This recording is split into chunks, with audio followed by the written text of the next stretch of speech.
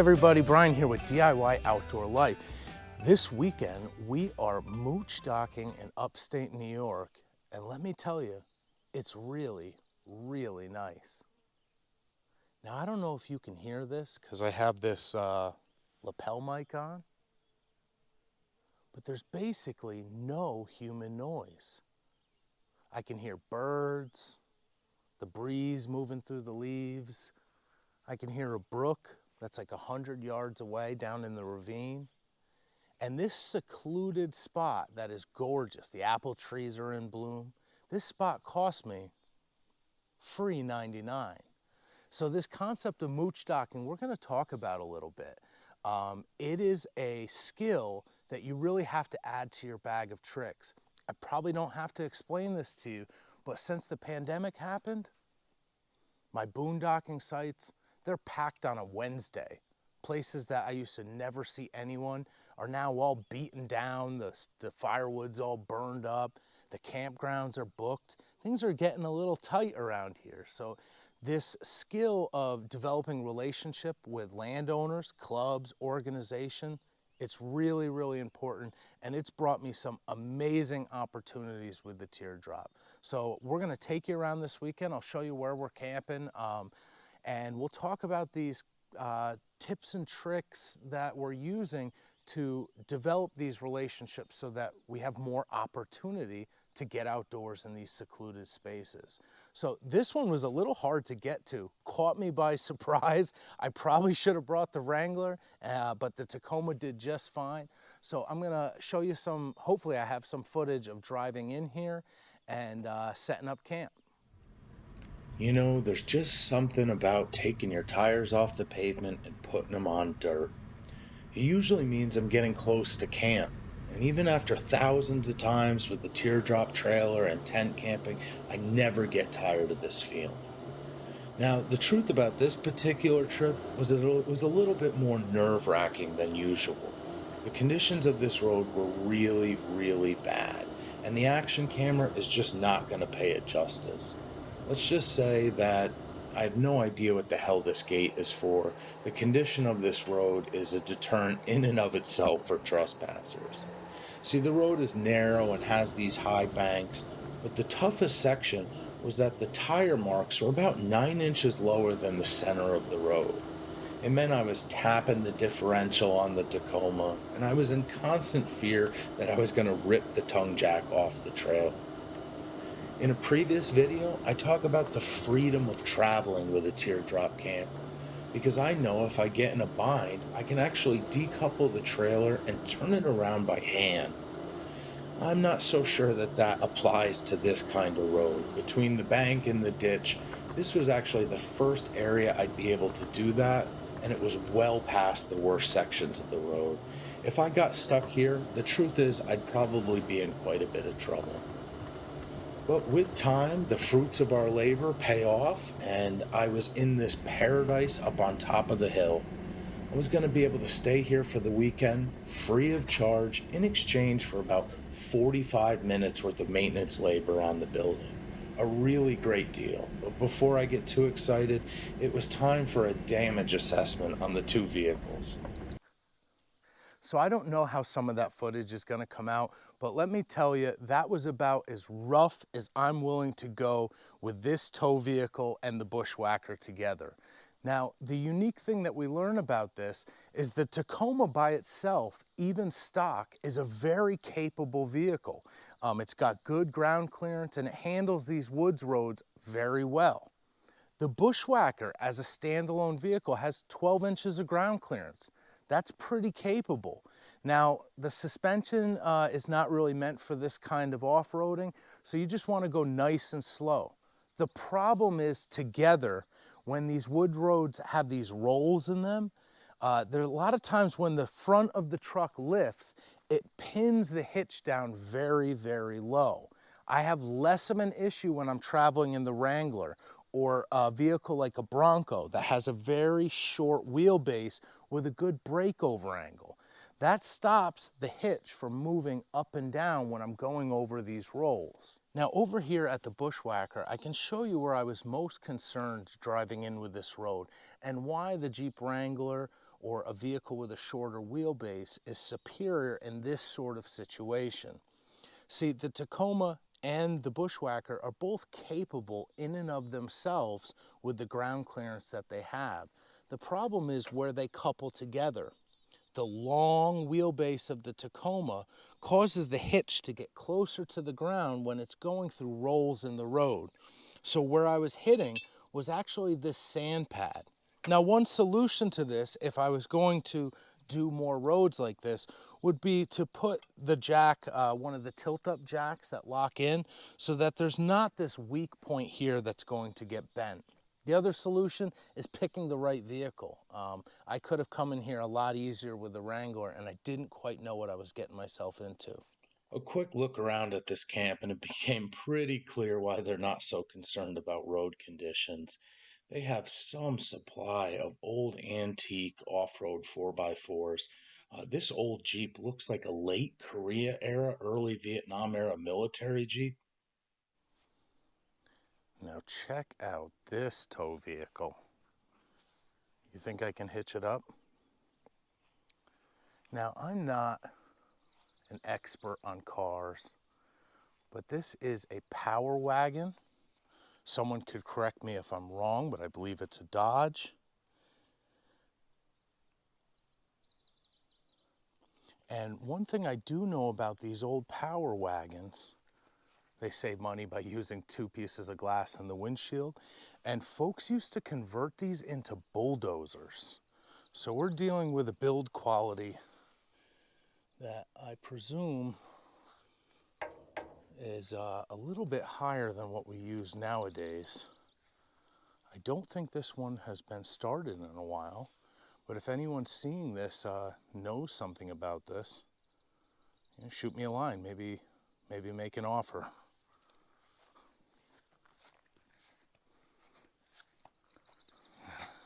Now, I do know a lot about these. An old 2-door Jeep, beautiful.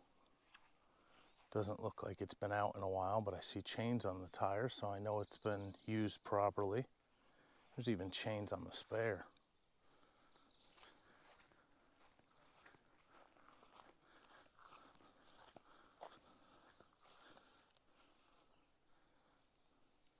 Nice.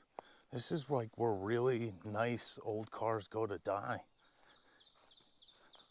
I don't know who's going to watch this, but some of these might be pretty sweet rides. Now look at that. That is a Blazer. And I'm seeing some aftermarket components, but that looks solid.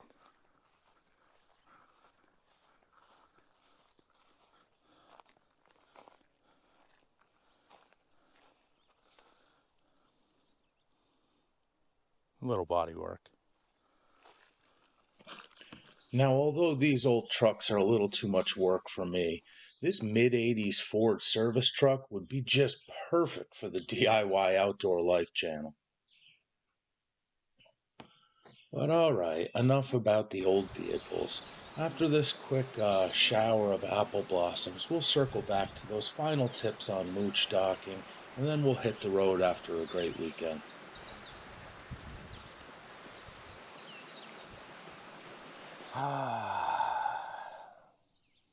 It just feels like home.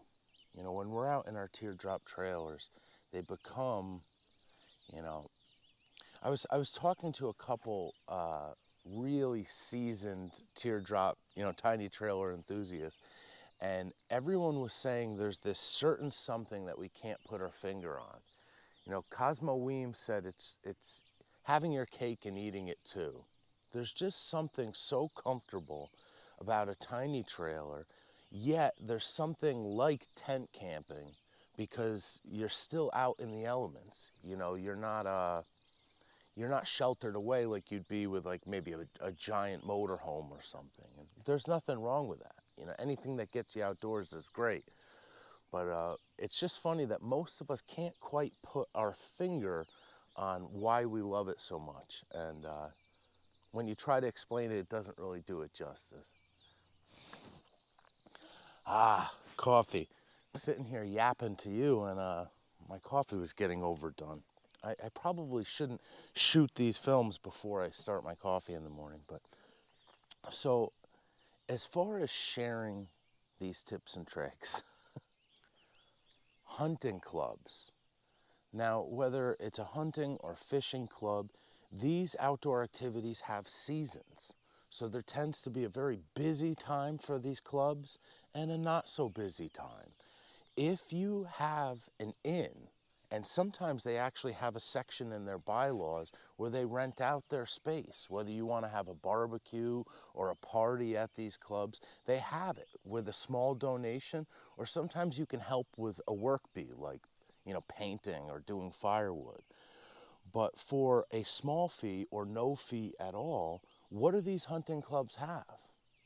Well, they have a ton of land because that's what's needed to hunt. And if it's a fishing club, they have a lake with access or some streams or ponds or creeks. So these places have become some of my favorite places to go. Now, it started with having a friend or a relative that's in one of those clubs. Find out if they have a policy. Find out if members are allowed to invite guests. This place I'm staying in now has over 50 miles of trails. So I'm going to get out today, I'm going to do some hiking. Now, these hunting clubs have different forms of amenities. This place has water.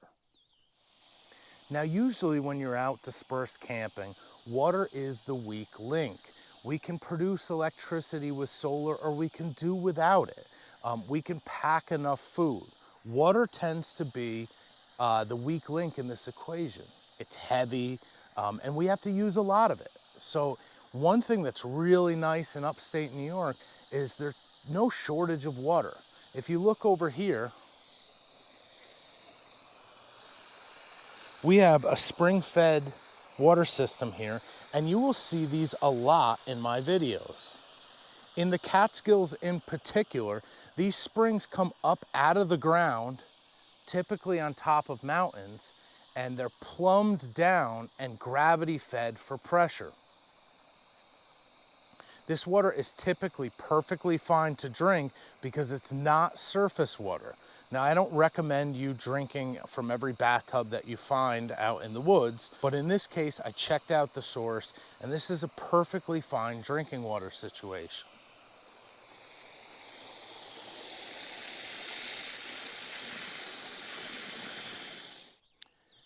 It also has electricity. Now, I'm choosing not to use that. I probably don't even need to use my solar this weekend because it's 2 nights, 3 days. Maybe I'll do a third night. And I have plenty of AGM storage to do what I'm doing over that short period of time. If I feel like it, I'll throw out some solar panels, or I can run an extension cord to a battery charger. So these perks are quite nice. Now, I was given a key to the place, so there's a refrigerator. And where there's a refrigerator, I'm going to use that refrigerator. That's where we use the most amount of juice. So these Moochdocking sites have a different type of utility than you would find at a campground, but sometimes it's better. The next one I think is more common, farms. Farms have lots of land. Sometimes they might not have the remoteness depending on the seasonality of what they're doing. There might be more noise, but they tend to have some beautiful sections on the farm, and they tend to be very, very open to hosting, either by taking money like through a hip camp or host something. Somebody in the comments will tell me something host. Or sometimes they're just willing to let you participate in some work, which has been hilarious. I've done it on more than one occasion, and it really just feels like a nice thing to do.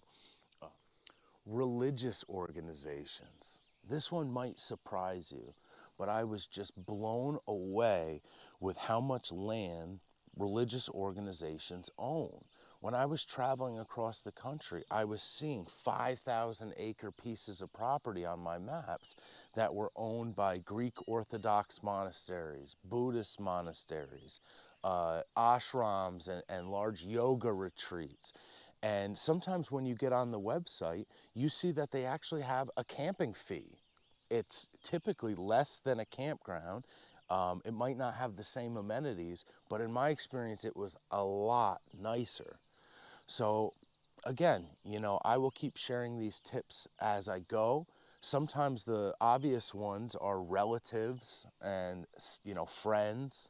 I look up my friends from college, and some of them live on large, beautiful tracts of land. When Cosmo and I got together, we stayed on my family farm. And by building a relationship, Cosmo now has a really, really nice place to go moochdocking anytime he wants.